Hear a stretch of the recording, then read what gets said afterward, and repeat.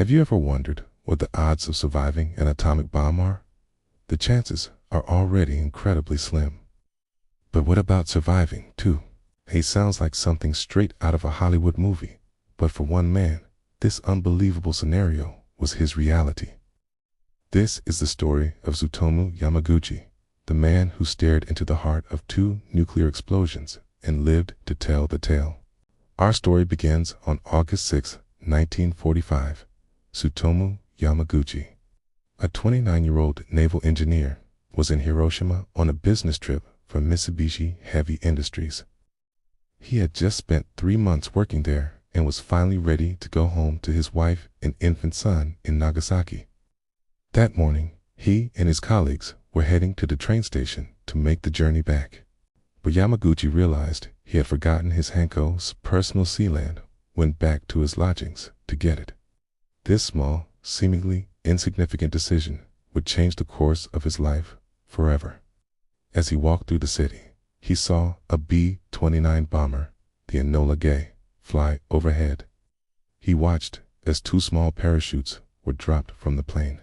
Then, a blinding flash of light, more powerful than 1,000 suns, erupted in the sky. This was a little boy, the first atomic bomb ever used in warfare. Yamaguchi was just under 2 miles from ground zero. The force of the blast threw him into the air, ruptured his eardrums, and left him temporarily blind. The left side of his body was severely burned, and he was covered in wounds. He managed to crawl to a bomb shelter, where he spent a terrifying night amidst the chaos and devastation of a city turned to ash. Despite his severe injuries, Yamaguchi was determined to get home. The next day, he found his 2 colleagues, who had also miraculously survived. Together, they navigated the apocalyptic landscape, crossing a river filled with charred bodies to reach a train that was somehow still operational. They boarded the train packed with other burned and wounded survivors and began the long, agonizing journey back to Nagasaki. All the way, he was thinking of his family. He arrived in Nagasaki on August 8th, exhausted and in excruciating pain. He went to a hospital, but the doctors, overwhelmed and unfamiliar with this type of injuries, could do little more than bandage his burns. He returned home, feverish and weak. His family, shocked by his appearance, couldn't believe he was alive. The next morning, August 9th, despite being in no condition to work, Yamaguchi reported to his office at Mitsubishi to tell his supervisor what had happened in Hiroshima. He was in the middle of recounting the unbelievable horror, describing the single bomb that had destroyed an entire city, when his boss accused him of being mad. How could one bomb do so much damage? As his boss uttered those words of disbelief, history, in its cruelest twist of fate, decided to repeat itself. Another blinding white flash filled the room. The shockwave shattered the windows, and Yamaguchi was thrown to the floor.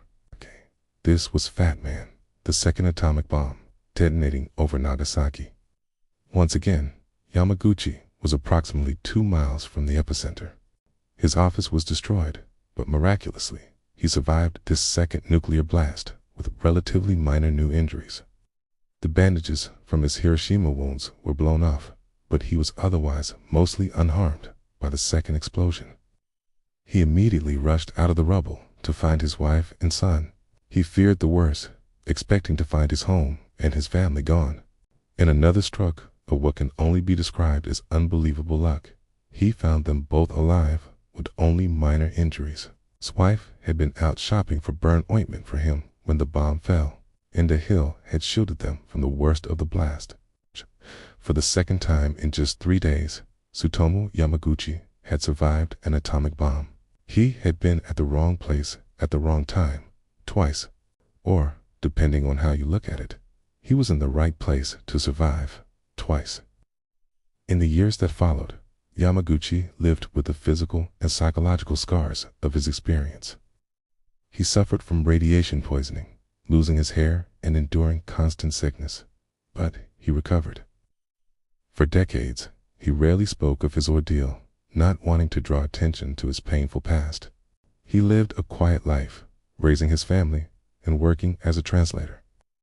It wasn't until his later years that Yamaguchi felt compelled to share his story.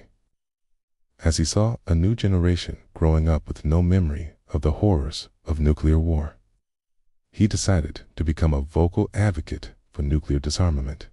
He wanted the world to know the true cost of these weapons. He wrote a book, participated in documentaries, and even spoke at the United Nations in New York when he was 90 years old.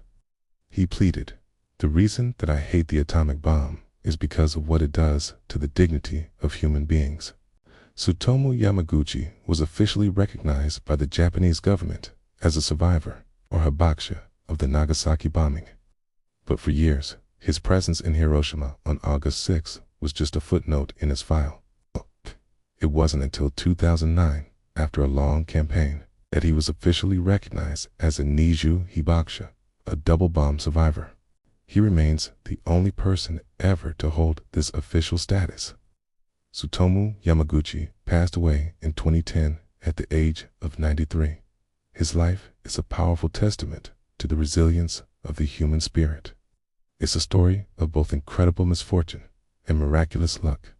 But most importantly, it's a solemn reminder of the catastrophic power we hold in our hands and the urgent need for a world free from nuclear weapons. His legacy is not just about surviving the unthinkable. It's about his fight to ensure no one else ever has to. Thank you for watching.